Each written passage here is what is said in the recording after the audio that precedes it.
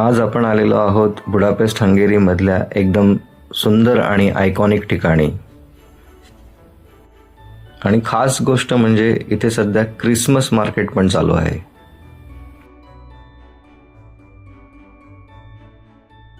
इथे पोचायचं कसं, या जागेचा इतिहास काय आहे, इथे काय काय बघण्यासारख्या गोष्टी आहे ते आपण जाणून घेऊया या व्हिडिओमध्ये. चला तर मग सुरुवात करूया. तर आज आपण जाणार आहे फिशरमॅन मार्केट बघायला आणि जवळजवळ 25-26 दिवसानंतर आज पुन्हा सूर्यप्रकाश दिसलेला आहे. म्हणजे माझ्या या 26 दिवसाच्या प्रवासामध्ये मला फक्त 2दा सूर्यप्रकाश दिसला होता, सनलाईट ज्याला आपण म्हणतो. तर सेकंड टाइम फक्त. आणि छानसा चंद्र पण दिसतोय वरती. आता दुपारचे 3 वाजलेले आहेत आणि बस दाखवतोय. वाव, सूर्यप्रकाश बघून जरा छान वाटतंय. बस आहे पुढच्या 10 मिनिटामध्ये. मला बस स्टॉपवरती चालत जायचं आहे.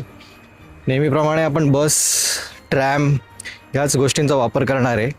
पब्लिक ट्रान्सपोर्ट बुडापेस्टमध्ये खूप चांगलं दिलेलं आहे त्यांनी. म्हणजे मला पूर्ण महिन्याभराचा पास 3,000 रुपयामध्ये आलेला आहे आणि पूर्ण महिन्याभरामध्ये मी किती पण वेळा ये जा करू शकतोय त्या पासने आणि किती पण वेगवेगळ्या ठिकाणी जाऊ शकतोय.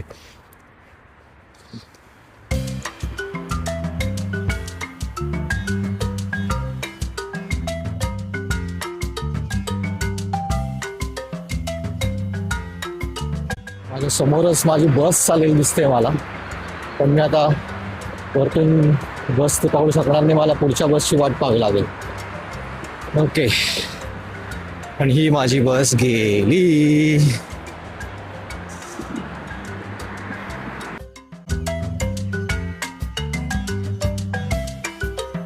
हे बघा, ती बस माझी हुकली आणि आता मला पुढची बस दाखवतोय.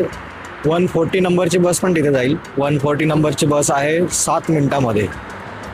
आता मला 6 ते 7 मिनिटं वाट पाहावी लागेल या बससाठी. बस चुकल्यामुळे पुन्हा गुगल मॅपमध्ये जाऊन ॲडजस्टमेंट करावी लागली. नेक्स्ट बस कोणती आहे आणि रूट काय असेल ते. गुगल मॅप एकदम सोपं आहे. तुम्हाला ज्या ठिकाणी जायचं त्याचं नाव टाका, डायरेक्शन्सवर क्लिक करा आणि तुम्हाला पब्लिक ट्रान्सपोर्ट सिलेक्ट केल्यावर पब्लिक ट्रान्सपोर्टचे काय काय ऑप्शन्स आहेत ते सगळं दिसतं. तसं मला इथे दिसत होतं की 31 मिनिट्स लागतील आणि डिटेलमध्ये बघितल्यावरती कुठली बस जाते, किती वाजता जाते आणि मला कुठल्या कुठल्या बस किंवा ट्रॅम चेंज करायच्या ते दिसतं. जसं 139 नंबरची बस आणि 16 नंबरची बस, या 2 बस मला पकडायच्या होत्या.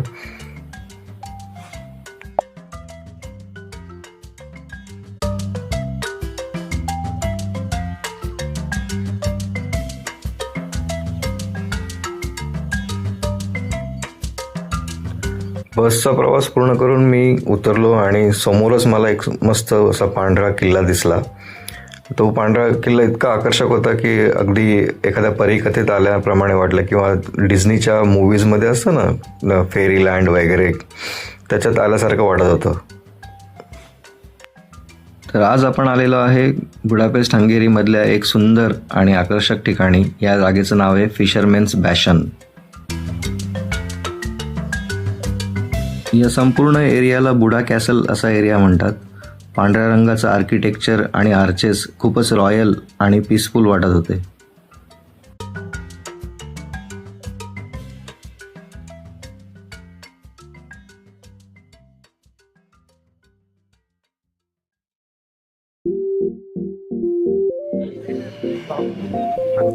आता येऊया सगळ्यात इंटरेस्टिंग पार्टकडे. फिशरमॅन बॅस्टनच्या आसपास भव्य क्रिसमस मार्केट भरलेलं आहे. सगळीकडे टुरिस्ट, लोकल्स, लाफ्टर आणि म्युझिक. लहान लहान wooden stalls, Hungarian handcrafts, Christmas decoration item आणि इथला फेमस चिमनी केक. थंड हवेत गरम कॉफीचा सुगंध आणि मसाल्यांचा एक मस्त सुवास एक वेगळंच कोझी फिलिंग देत होतं.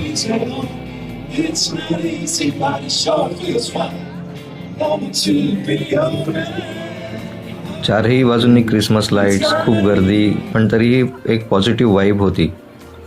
क्यूट वुडन स्टॉल्स, स्नॅक्स, सोव्हेनियर्स सगळंच खूप छान दिसत होतं.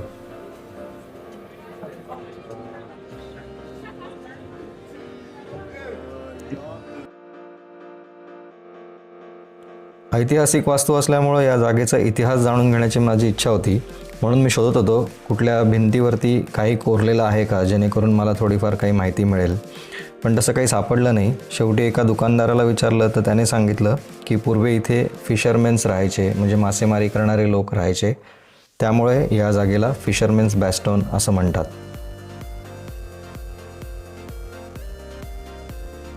त्याचं तोडकं मोडकं इंग्लिश मला फारसं समजलं नाही, म्हणून मग मी गुगल सर्च केलं. तेव्हा समजलं की या किल्ल्याचं बांधकाम 1895 ते 1902च्या दरम्यान झाले.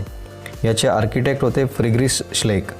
त्यांनी जवळच असलेल्या मॅथियास चर्चच्या सौंदर्यात भर पडेल अशा रीतीने या किल्ल्याची रचना केलेली होती. पण दुसऱ्या महायुद्धाच्या काळात या किल्ल्याला मोठे नुकसान झाले होते, परंतु ते नंतर पुन्हा मूळ स्वरूपात दुरुस्त करण्यात आले. या किल्ल्याला 7 टॉवर्स आहेत, जे हंगेरीचे 7 मॅगियार ट्राईब्स म्हणजे 7 वेगवेगळ्या जमातींना रिप्रेझेंट करतात. इतिहास आणि आर्किटेक्चर याचं हे सुंदर कॉम्बिनेशन आहे. ते 7 टॉवर्स शोधण्याचा मी प्रयत्न केला. 7 तर नाही, पण मला 5 टॉवर्स नक्की दिसले. या बॅशनच्या मध्यभागी हंगेरीचे पहिले राजे सेंट स्टीफन यांचा भव्य अश्वारूढ असा पुतळा आहे. त्या पुतळ्याच्या आजूबाजूलाच मला बरोबर 5 टॉवर्स दिसत होते, 2 काही दिसले नाही.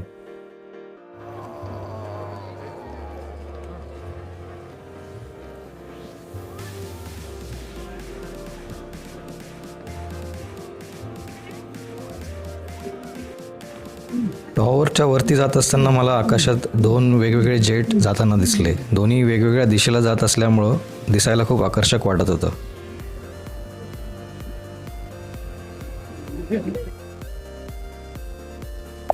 इथे मी थोडंसं फोटोग्राफी करण्याचा प्रयत्न केला. माझं बघून अजून 4-5 लोकंसुद्धा फोटो काढू लागले.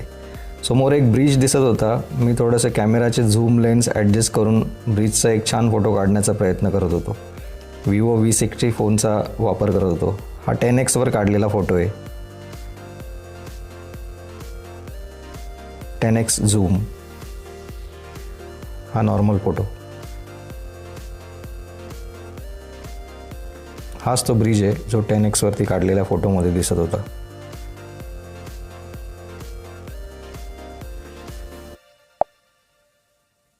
हे ओरिजिनल फोटो. हा 10x झूम.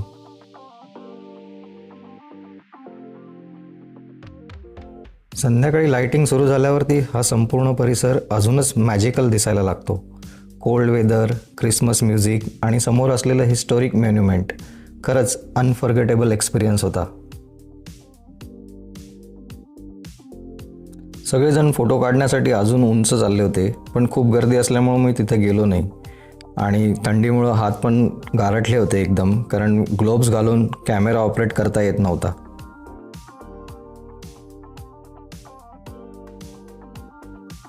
समोर ही पार्लमेंट बिल्डिंग दिसत होती. मागच्या माझ्या एका व्हिडिओमध्ये मी तुम्हाला ती बिल्डिंग दाखवली पण होती. तिथे आपण ऑलरेडी व्हिजिट केलेलं आहे. डॅन्यूब नदी आणि त्याच्या बाजूला बसलेलं हे पार्लमेंट बिल्डिंग खूप छान दिसत होतं. सगळे जगभरातले लोक इथे हा व्ह्यू बघण्यासाठी येतात. संध्याकाळच्या वेळेला तर खूप जास्त छान दिसेल हे. मी तुम्हाला रेकमेंड करेल की तुम्ही जर येणार असाल तसं सूर्यास्ताच्या वेळेस या, जेणेकरून लाईटिंगमुळं ही बिल्डिंग खूप छान दिसते.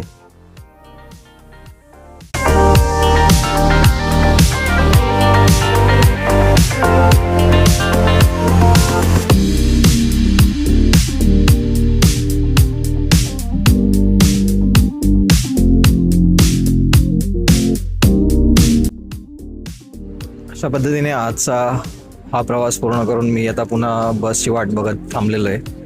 16 नंबरची बस परत पकडायची मला. 16 नंबरच्या बस पकडून मला परत एका स्टॉपवर जायचं आणि तिथून परत 154 नंबरची बस पकडायची. चला तर मग बघूया पुढचा प्रवास. हे मेट्रो स्टेशन तर आता माझ्या ओळखीचं झालं आहे. इथून मी माझी बस पकडून पुन्हा हॉटेलला गेलो. व्हिडिओ कसा वाटला ते मला कमेंट्समध्ये नक्की सांगा आणि आवडला असेल तर लाईक, शेअर आणि सबस्क्राईब करायला विसरू नका. Thank you very much.